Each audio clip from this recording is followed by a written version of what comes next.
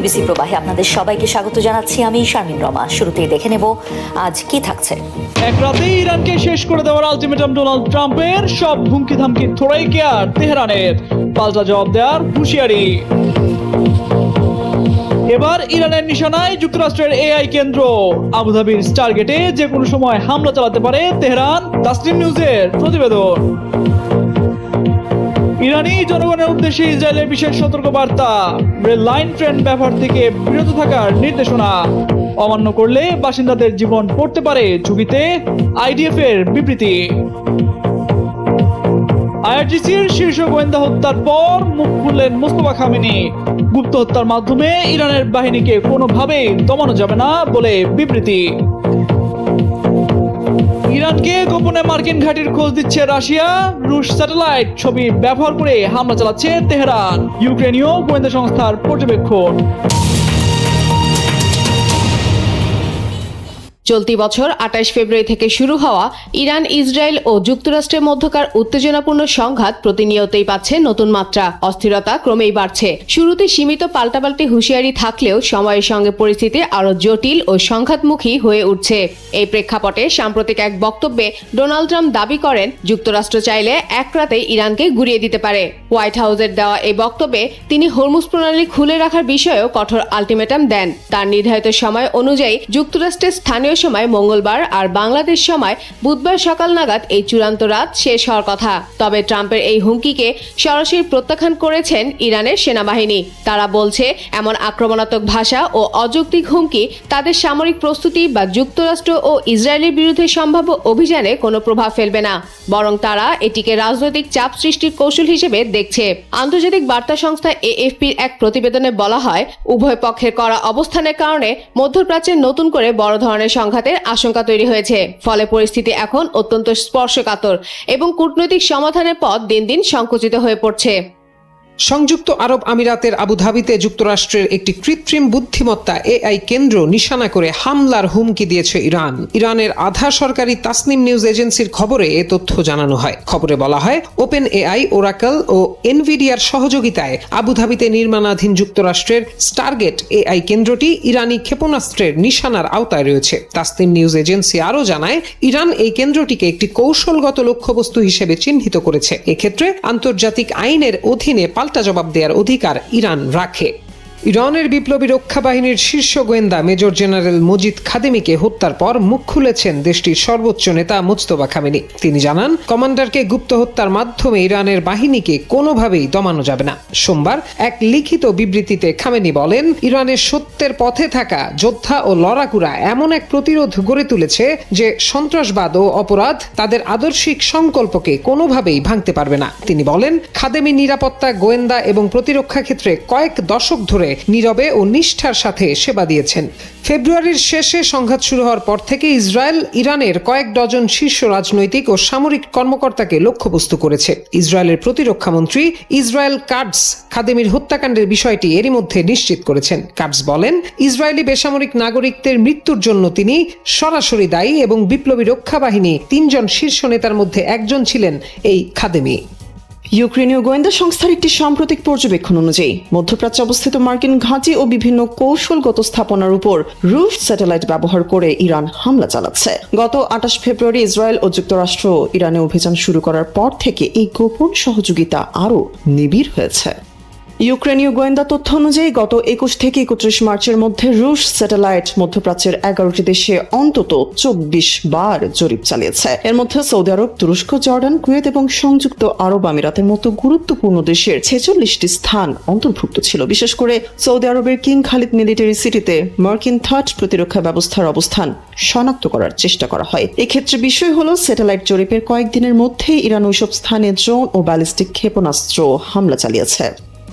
গত ২৭ March Saudi আরবের Prince সুলতান বিমান ঘাঁটিতে ইরানের হামলায় একটি অত্যাধুনিক মার্কিন E-3 সেন্ট্রি অ্যাভাক্স বিমান ক্ষতিগ্রস্ত হয়। হামলার আগে ও পরে রুশ স্যাটেলাইট ওই এলাকার ছবি তুলে ক্ষয়ক্ষতি মূল্যায়ন করেছে বলে জানা গেছে। দুই দেশের এই সহযোগিতা মূলত গত বছরের জানুয়ারিতে স্বাক্ষরিত কৌশলগত অংশীদারিত্ব চুক্তির অংশ, যা গোয়েন্দা তথ্য আদান প্রদানকে বৈধতা দিয়েছে। প্রথাগত যুদ্ধের পাশাপাশি সাইবার জগতেও দুই দেশ একজোট হয়েছে। রুশ ও ইরানি হ্যাকাররা মিলে ইসরায়েল ও উপসাগরীয় দেশগুলোর জ্বালানি এবং টেলিকম খাতে বড় ধরনের হামলা চালাচ্ছে। এছাড়া রুশ নজরদারির সহায়তায় ইরান বর্তমানে হরমুজ প্রণালীতে এক প্রকার অঘোষিত অবরোধ আরোপ করেছে, যা বিশ্বের তেল ও এলএনজি সরবরাহের জন্য অত্যন্ত ঝুঁকিপূর্ণ।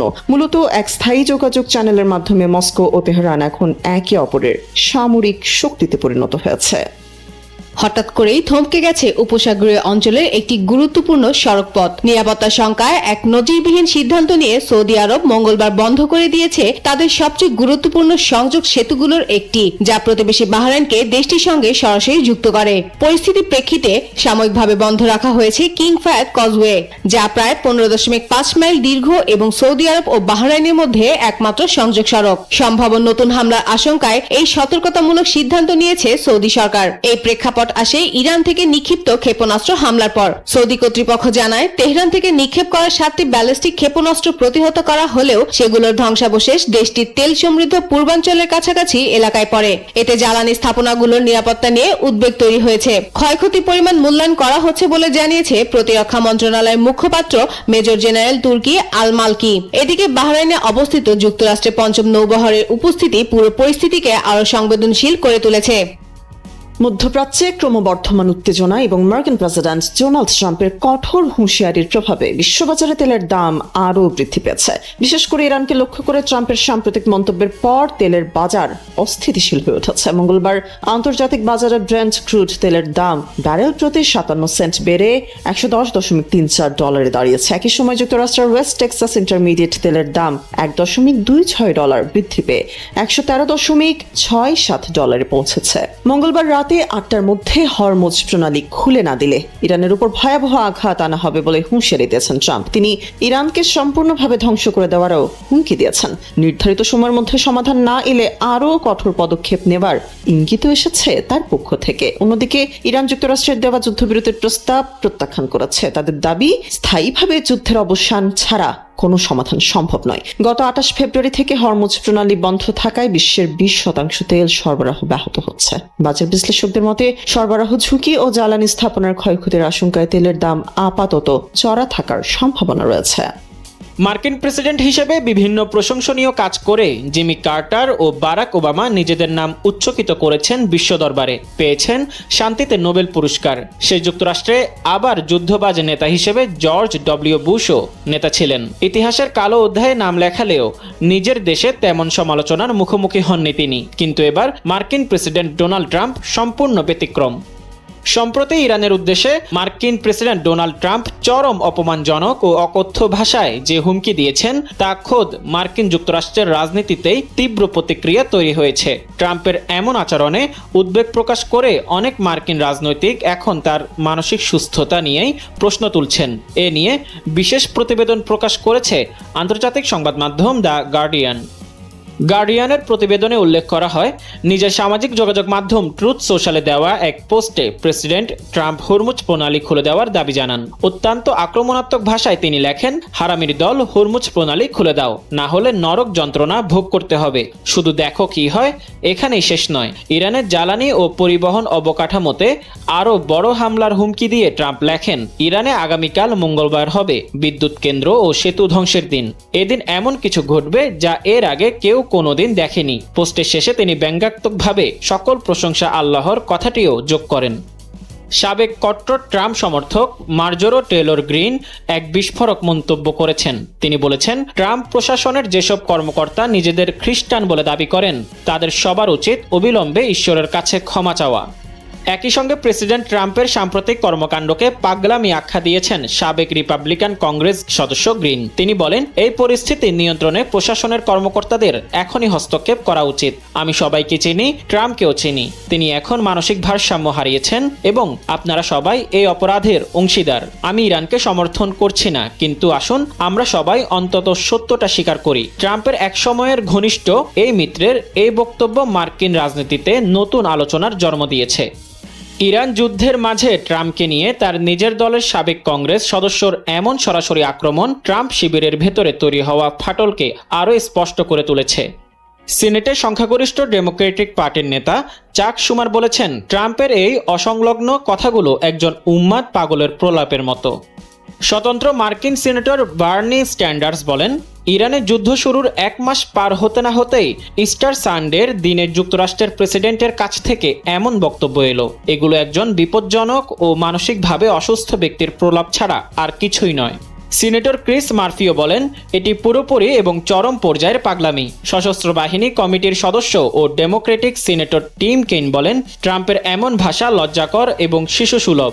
এ ধরনের কাণ্ডজ্ঞানহীন বক্তব্য সেখানে দায়িত্বরত মার্কিন সেনাদের জীবন আরও ঝুঁকির মুখে ফেলছে। ইরান ইসরায়েল যুদ্ধ কোন দিকে যাচ্ছে তা বলা মুশকিল। হুঁশিয়ারি পাল্টা হুঁশিয়ারিতে ক্রমেই ঘনীভূত হচ্ছে সংঘাত পরিস্থিতি। কেউ কারো অবস্থান থেকে নড়তে রাজি নয়। এরই মধ্যে ইরান ঘোষণা দিয়েছে, দেশটির রাজনৈতিক নেতারা যতদিন প্রয়োজন মনে করবেন ততদিন চলবে যুদ্ধ। সোমবার ইরানের সেনাবাহিনীর মুখপাত্র মুহাম্মদ আকরামিনিয়া এই ঘোষণা দিয়েছেন।